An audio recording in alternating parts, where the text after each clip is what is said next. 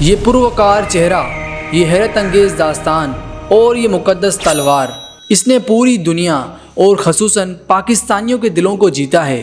یہ ہم ہی تھے جنہوں نے 5 سالوں تک 448 ایپیسوڈ کی مسلسل جدوجہد میں ارطغرل کے ہراسوں کو اپنا سمجھا، ان کی ہر جیت پر چرغان کیا اور بمسی ترگت کے رائے حق پر مبنی دوستی پر فخر کیا۔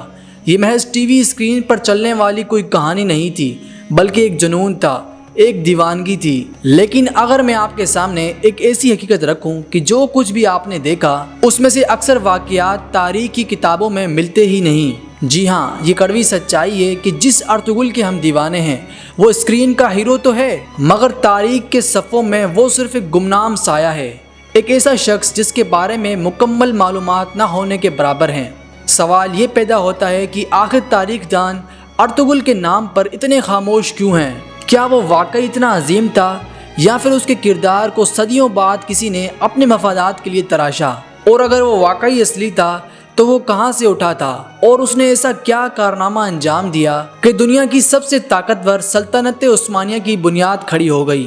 آئیے اسکرین کی اس چمک کو ہٹا کر اصلیت کی گہرائیوں میں اترتے ہیں۔ اس چینل کو سبسکرائب کیجئے کیونکہ حقیقت اکثر قصے کہانیوں سے زیادہ حیران کن ہوتی ہے۔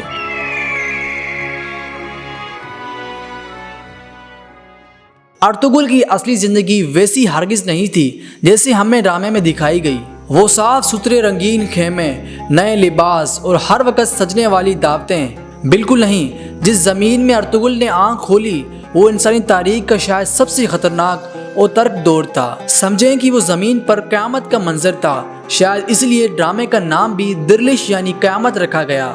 یہ 13ویں صدی تھی۔ پوری مسلم دنیا اور خاص طور ترکوں کی زمین ایک ایسے طوفان کی زد میں تھی جس کا نام تھا منگول۔ چنگیز خان اور اس کی اولادیں ایک ایسی موت بن کر دنیا پر نازل ہوئیں جو رحم کرنا نہیں جانتی تھیں۔ وہ انسان نہیں، موت کے سوداگر تھے۔ جس شہر سے گزرے اسے راکھ کا ڈھیر بنا دیا، جس دریا کو پار کیا اس کا پانی انسانی خون سے لال کر دیا۔ عظیم شہر، علم اور تہذیب کا مرکز، بخارا، سرمکند، خوارزم اور یہاں تک کہ بغداد بھی انہی منگولوں نے نیست و نابود کر دیا تھا۔ لاکھوں مسلمان غاجر مولی کی طرح کاٹ دیے گئے۔ اس قتل عام سے جان بچانے کے لیے سینٹرل ایشیا کے لوگ مغرب کی طرف بھاگ رہے تھے۔ لیکن کیا وہاں کوئی امن تھا؟ بالکل نہیں۔ وہاں بھی نظام بکھرا ہوا تھا۔ مڈل ایسٹ میں صلیبی تباہی مچا رہے تھے اور اس وقت ترکی یعنی اناطولیہ 2 کمزور طاقتوں کے بیچ پھنسا ہوا تھا۔ ایک طرف سلجوق اور روم تھے جو اپنی پرانی طاقت ہو چکے تھے اور دوسری طرف بیزنٹین امپائر اپنی آخری سانسیں لے رہی تھی۔ دونوں سلطنتیں زوال کی دہلیز پر تھیں۔ ذرا تصور کریں، ایک طرف منگول طوفان اٹھ رہا ہو اور دوسری طرف یہ ٹوٹی پھوٹی حکومتیں ہوں تو بے سہارا ترک کہاں جاتے؟ ان کے لیے تو آگے کنواں اور پیچھے کھائی والا معاملہ تھا، مگر بقا کے لیے ہجرت لازمی تھی۔ انہی مہاجر ترک قبائلوں میں سے ایک تھا کائی قبیلہ، جن کا اپنا کوئی ٹھکانہ نہ تھا، نہ زمین، بس اپنے بچوں اور عورتوں کو مغولوں کی تلوار سے بچانے کے لیے در بدر بھٹک رہے تھے۔ مقصد صرف ایک تھا، زندہ رہنا۔ اس قبائل کے سردار سلیمان شاہ تھے اور یہ قافلہ محض 400 خاندانوں پر مشتمل تھا۔ جی ہاں، صرف 400 گھرانے۔ ایک طرف لاکھوں منگول لشکر اور دوسری طرف صلیبی اور بیچ میں یہ چھوٹا سا قبیلہ۔ عقل تو یہی کہتی تھی کہ یہ قبیلہ بیچ میں ہی کچل جائے گا، پر تاریخ کبھی کبھی عقل کو حیران کر دیتی ہے۔ اس نا امیدی کے زمانے میں ایک گمنام شخص نے وہ بیج بویا جو آگے چل کر ناممکن کو ممکن کر گیا۔ نام تھا ارطغرل، سردار سلیمان شاہ کا بیٹا۔ لیکن دوستوں، اب ذرا دل تھام کر بیٹھیے کیونکہ ہم آپ کو اب وہ بتائیں گے جس سے شاید آپ کا دل ٹوٹ جائے۔ ہمیں ڈرامے میں دکھایا گیا حلیمہ سلطان اور ارطغرل کا عشق، صلیبی کے قلعوں میں سازشیں اور استاد اعظم پیٹروچیو جیسے ولنز، پھر خطرناک منگول کمانڈر نویان کے ساتھ چلتی ہوئی جنگیں، اور ہاں، ابن عربی جیسا رہبر جو ہر مشکل موڑ پر ارطغرل کے ساتھ تھا۔ دیکھنے میں کتنا شاندار تھا، مگر حقیقت یہ ہے کہ اس حوالے سے تاریخ کی کتابیں خاموش ہیں، بالکل خاموش۔ سچ تو یہ ہے کہ 13ویں صدی میں ارطغرل کا کوئی رائٹن ریکارڈ موجود نہیں ہے، نہ کوئی کتاب، نہ کوئی ڈائری۔ سمجھیں، یہ ہسٹری کا وہ بلیک ہول ہے جہاں مورخین کو تو اس بات پر بھی اختلاف ہے کہ ان کی بیوی کا اصلی نام کیا تھا، ان کا بیک گراؤنڈ کیا تھا۔ یعنی ڈرامے میں لو اسٹوری بھی رائٹر کی ذہنی تخلیق تھی۔ رہی بات ابن عربی کی تو ان کا انتقال 1240 میں ہو گیا تھا، جبکہ ارطغرل کا عروج بعد میں آیا، یعنی ان کی ملاقات کا بھی کوئی ٹھوس ثبوت نہیں ہے۔ نویان اور ٹیمپلرز کے کردار بھی ریئل کرداروں سے انسپائر تو ہیں، پر ان کی جنگ کی ڈیٹیلز میز فکشن ہے۔ تو کیا ارطغرل کا کوئی اپنا وجود بھی تھا؟ نہیں، ارطغرل بالکل اصلی تھے، اور اس بات کا ثبوت استنبول کے میوزیم میں موجود وہ چھوٹا سا میٹل کوئن جو ان کے بیٹے عثمان کے دور کا ہے، اس پر صاف صاف لکھا ہے عثمان بن ارطغرل۔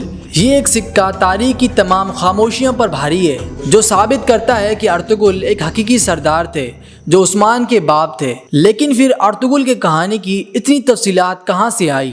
کیا ڈرامے کا رائٹر جھوٹا ہے؟ نہیں، پہلے یہ سمجھ لیں کہ جب بھی تاریخ پر ڈرامہ بنتا ہے تو رائٹر کو کریٹو لیبرٹی چاہیے ہوتی ہے۔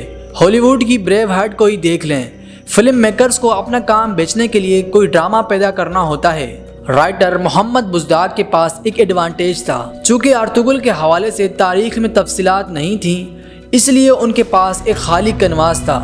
انہیں منزل معلوم تھی کہ ہیرو ارطغرل ہے اور منزل کا قیام سلطنت ہے، لیکن بیچ کی کہانی کیا تھی کسی کو معلوم نہیں تھا۔ انہوں نے اس خالی جگہ کو سنسنی، سازشوں اور نئے کردار سے بھر دیا۔ سمجھیں، انہوں نے خاموش تاریخ کو زبان دے دی۔ یہ ڈیٹیلز ان کتابوں سے لی گئی ہیں جو ارطغرل کے 150 سال بعد لکھی گئی تھیں، جب اوٹومن امپائر ایک بڑی طاقت بن چکی تھی۔ مگر ایک بات کلیئر ہے، ارطغرل کوئی سلطان نہیں تھے اور نہ ہی کسی بڑی فوج کے سپہ سالار۔ اگر ان کے پاس فوج نہیں تھی تو انہوں نے ایسا کیا کیا کہ انہیں یاد رکھا جائے؟ حقیقت یہ ہے کہ ان کا مشن صرف تلوار چلانا نہیں بلکہ ایک خواب کی بنیاد رکھنا تھا۔ ان کا سب سے بڑا کارنامہ جنگ نہیں تھا، ان کا سب سے بڑا کارنامہ ڈیسیژن میکنگ یعنی فیصلہ سازی، ایک ایسا فیصلہ جو اس وقت پاگل پن لگتا تھا مگر حقیقت میں اسٹریٹجک ماسٹر پیس تھا۔ سلیمان شاہ کی وفات کے بعد قبیلہ بھوکا اور تھکا ہوا تھا۔ زیادہ تر ترک قبیلے ساؤتھ یعنی شام کے محفوظ علاقوں میں جا رہے تھے، لیکن ارطغرل نے اپنے قافلے کا رخ نارتھ ویسٹ یعنی بیزنٹین بارڈر کی طرف موڑ دیا، سیدھا آگ کی طرف۔ یہ ایک خودکشی تھی، مگر ارطغرل کا ویژن الگ تھا۔ وہ جانتے تھے کہ اگر وہ پیچھے رہے تو منگولز نگل جائیں گے۔ انہیں ایک ایسی جگہ چاہیے تھی جہاں خطرہ ہو پر اپرچونٹی بھی ہو۔ سفر کے دوران انہوں نے دو فوجوں کو لڑتے دیکھا، ایک طرف سلجوق تھے اور دوسری طرف بیزنٹین کا لشکر۔ کائی قبیلہ خود مشکل میں تھا مگر ارطغرل نے مظلوم کا ساتھ دینے کا فیصلہ کیا، اور ہوا کیا؟ سلجوق جیت گئے، اور پھر اس ساتھ کے بدلے میں انعام میں سلجوق سلطان نے انہیں سغوت کا علاقہ دے دیا۔ یہ کوئی سکون والی جگہ نہیں تھی، یہ ایک ڈیتھ زون تھا۔ سلجوق اور بیزنٹین دونوں سلطنتوں کے بارڈر پر۔ سلطان نے یہ جگہ اس لیے دی تاکہ کائی قبیلہ پہلی ڈیفینس لائن بن سکے۔ انہیں سرکاری طور پر لقب ملا اوچ بے یعنی سردار کا محافظ۔ ارطغرل نے اس مصیبت کو اپنی طاقت بنایا اور سغوت کو ہزاروں جانساروں کا مرکز بنا دیا۔ انہوں نے وہاں ایک نظام بنایا اور اپنے لوگوں کو یقین دلایا کہ یہ ہمارا گھر ہے۔ شاید زندگی میں پہلی بار قبیلے کے لوگوں کو مستقل ٹھہرنے کا ٹھکانہ ملا، اور ان کے لیے اس سے بڑی بات اور کوئی نہیں ہو سکتی تھی۔ ارطغرل غازی کو تقریباً 90 سال کی لمبی عمر ملی۔ انہوں نے اپنی زندگی کے آخری 50 سال اس علاقے کو بچانے اور لوگوں کو متحد کرنے میں گزار دیے۔ جب تلوار ان کے ہاتھ سے چھوٹنے لگی تو انہوں نے اپنا خواب اپنے سب سے چھوٹے اور ذہین بیٹے عثمان کے حوالے کر دیا۔ اپنی جاگیر نہیں بلکہ اپنا ایک خواب دیا چھوٹے عثمان کو۔ انہوں نے میرٹ پر فیصلہ کیا اور سب سے چھوٹے بیٹے کو سردار بنایا۔ وہی عثمان جنہوں نے بعد میں وہ عظیم درخت والا خواب دیکھا جو اوٹمن امپائر کی بنیاد بنا۔ 1299 میں عثمان نے خود مختار ریاست کا اعلان کیا۔ ارطغرل سلطنت عثمانیہ کے بانی نہیں تھے، وہ اس بانی کے باپ تھے۔ ان کی اصل لیگیسی وہ تربیت تھی جو انہوں نے عثمان کو دی۔ انہوں نے سکھایا کہ انصاف کیسے کرنا ہے اور مقصد پر کیسے ڈٹے رہنا ہے۔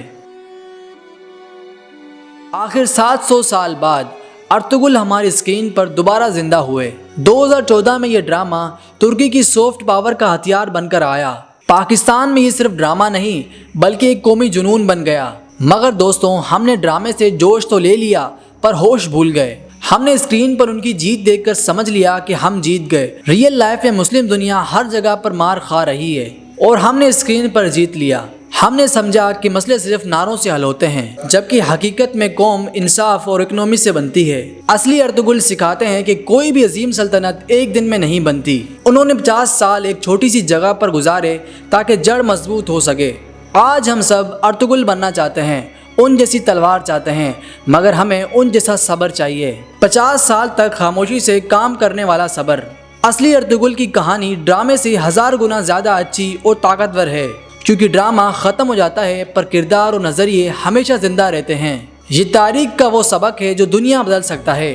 فی الحال ہمیں سبسکرائب کیجئے، ملتے ہیں اگلی ویڈیو میں۔